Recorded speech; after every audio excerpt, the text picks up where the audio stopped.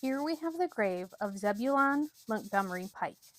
He was born January 5th, 1779, and passed away 212 years ago today, on April 27th, 1813, in York, now Toronto, Canada.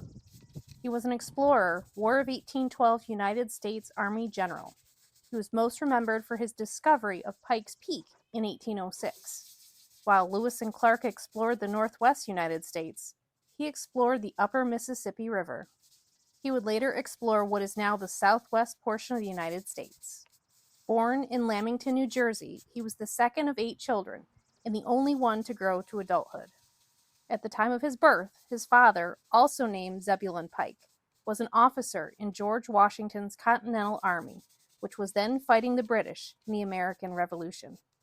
At the end of the Revolutionary War, Zebulon Pike Sr. remained in the American Army, and young Zebulon grew up on the frontier military posts. Young Pike began his military career in 1794 at the age of 15, when he joined his father's regiment as a cadet. He would follow his father's regiment to the west, and in 1799 he was commissioned a lieutenant in the 1st Infantry Regiment, then stationed in western Pennsylvania, where he earned a reputation as an officer who could carry out orders.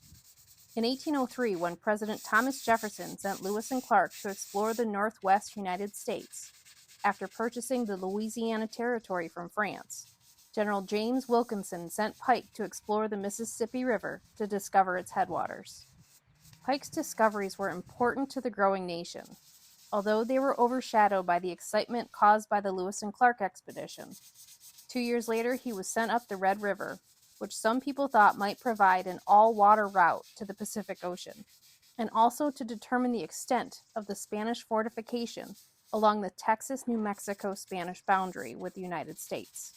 He first sighted the peak that bears his name from 150 miles away, out on the Colorado Plains. They attempted to climb it, but the height of 14,110 feet proved too high, and after one attempt, they gave up. While he continued the search of the Red River, he crossed into New Mexico, where he discovered the headwaters of the Rio Grande River. And right after that, the Spanish troops arrested him. He had trespassed on Spanish soil and escorted them to Santa Fe, the territory's capital. After several months of negotiations, he and his men were released, and they returned to Washington, D.C. to bring back the information that they found.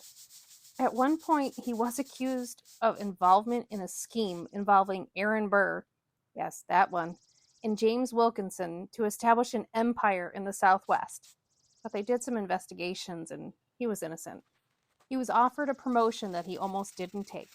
The promotion was to brigadier general. His father was only a colonel, and he didn't want to outrank his father. But his dad did what every good dad would do. No, take the promotion, silly. So he did. He was promoted March 1813. He then commanded the troops on a successful attack of York, what is now Toronto, on April 27th, 1813. While it was a success, he lost his life. The withdrawing British garrison blew up an ammunition magazine, and he, and along with 52 other American troops, lost their lives. It is said that he, along with his aide, were put in a whiskey barrel to bring back from York, and the American troops, in revenge, torched the public buildings of York. He and the other soldiers of the 1812 conflict were buried at the military cemetery in Sackets, but in 1909 they were moved to this new military cemetery, and they moved this monument that was placed for him and dedicated in November 1885. Thanks for watching.